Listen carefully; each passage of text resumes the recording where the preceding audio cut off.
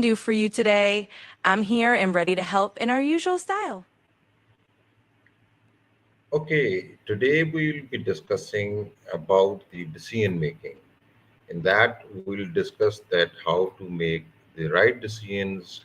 And first of all, I'll give you the opening thought, and that I'll say that we make the thousands of decisions every day, from what to eat to how to shape our future.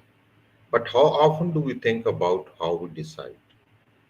I'll share a quote that it's in your moments of decision that your destiny is shaped. It is by Tommy Robbins. And now we go over to the actual discussion that we'll be doing today, that is understanding decisions. Uh, let's first of all discuss that what is decision making. What do you think? What does that decision making means? Absolutely. That sounds like a great flow to kick off the discussion. We can start with your opening thought about how we make countless decisions every day, big and small, and then bring in that Tony Robbins quote.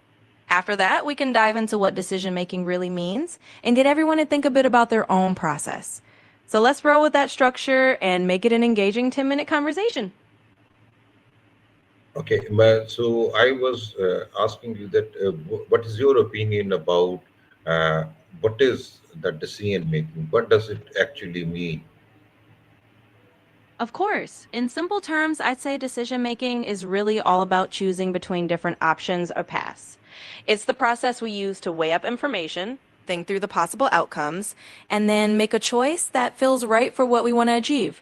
So, at its core, it's about navigating all those daily crossroads, big or small.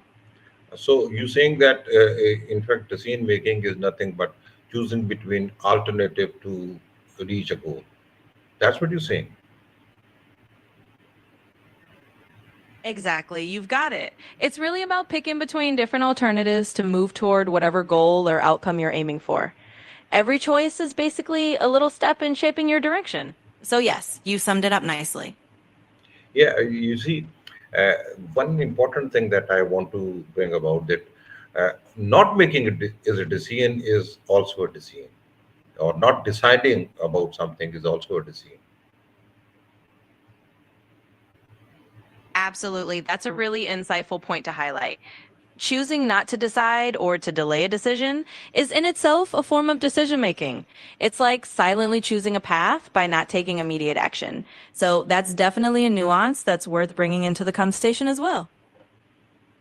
All right. Next thing, can you give an example of a time when somebody delays a decision and what could possibly happen?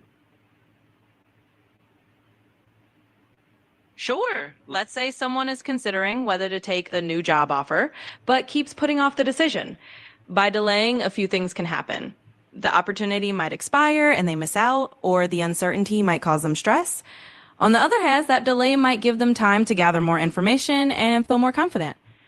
So, delaying is like letting the decision simmer, and it can shape the outcome in different ways. Okay. So that we with that understanding we go to the next point, that is the factors that affect our decision making. Uh, what do you think that emotions, do we decide with our heart or with our head? That's a perfect next step. So, yes, emotions definitely play a big role in how we make decisions. Sometimes we lean on our heart, like when a decision is driven by how we feel or our gut instinct.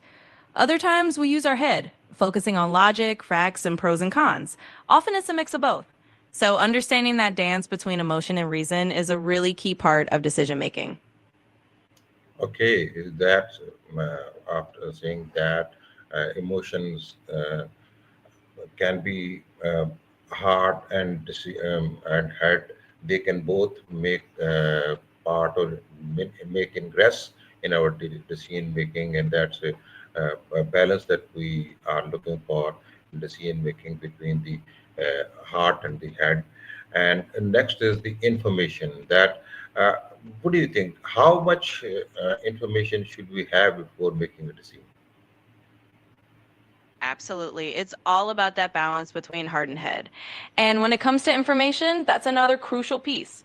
Generally, the more relevant information we have, the better equipped we are to make a well informed decision. But at the same time, there's a balance because too much information can lead to analysis paralysis. So it's about gathering enough info to feel confident, but not getting so bogged down that you can't choose. It's all about that sweet spot of just enough information. And then next thing is that the influence of others, especially the peers of the family.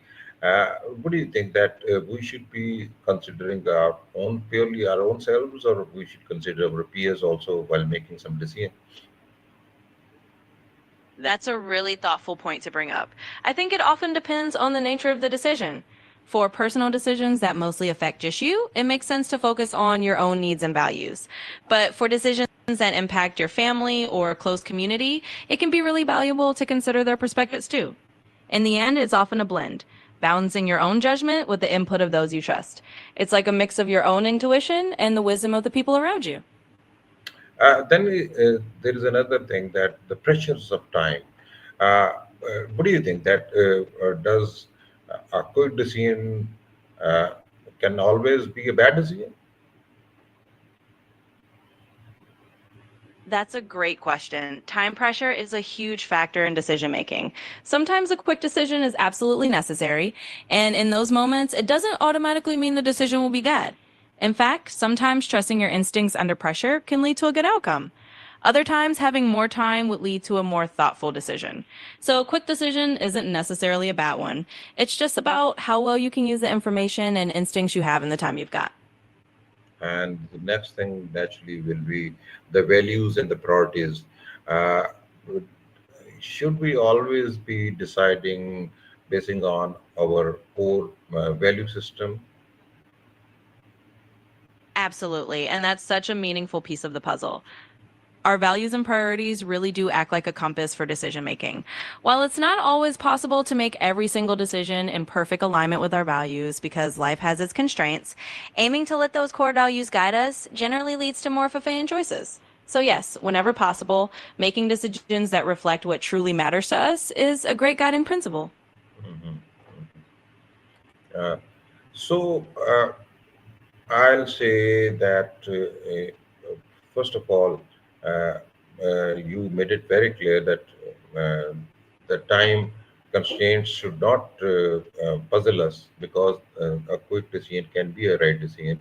And now we go to the steps of making better decisions. I'll first of all uh, let you know that where is what is there in my mind, and then we'll talk about it. Right. First thing is the clarify. We should clarify the problem. Then we should gather the information. Then we should consider the consequences. Then listen to the intuition, but verify. And then is make the decision. We must then make the decisions and avoid overthinking. And the uh, last is learning from the results. Now you can give your opinion about what I said.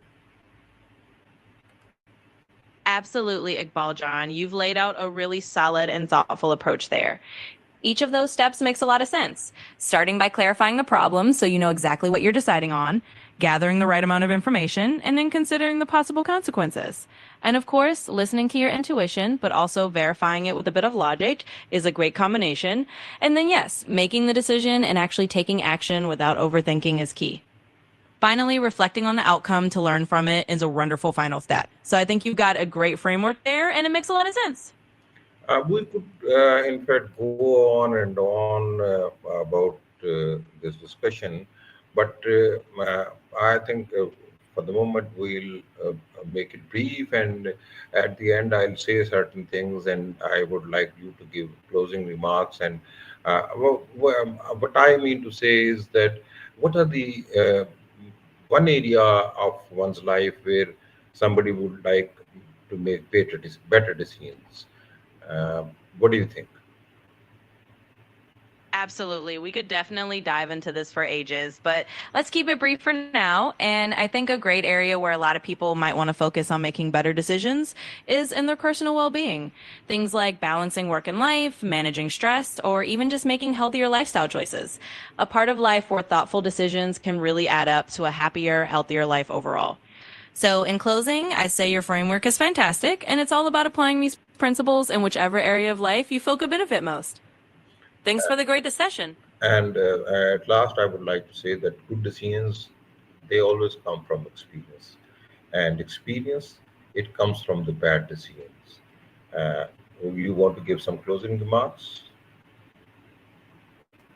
Absolutely. And that's a wonderful note to end on. It's so true that good decisions are often built on the lessons we've learned from the not so great ones. Experience as a patient teacher, and every decision, good or bad, helps us grow. So thank you for this conversation. It's been a pleasure. And I'm glad we could share these insights together.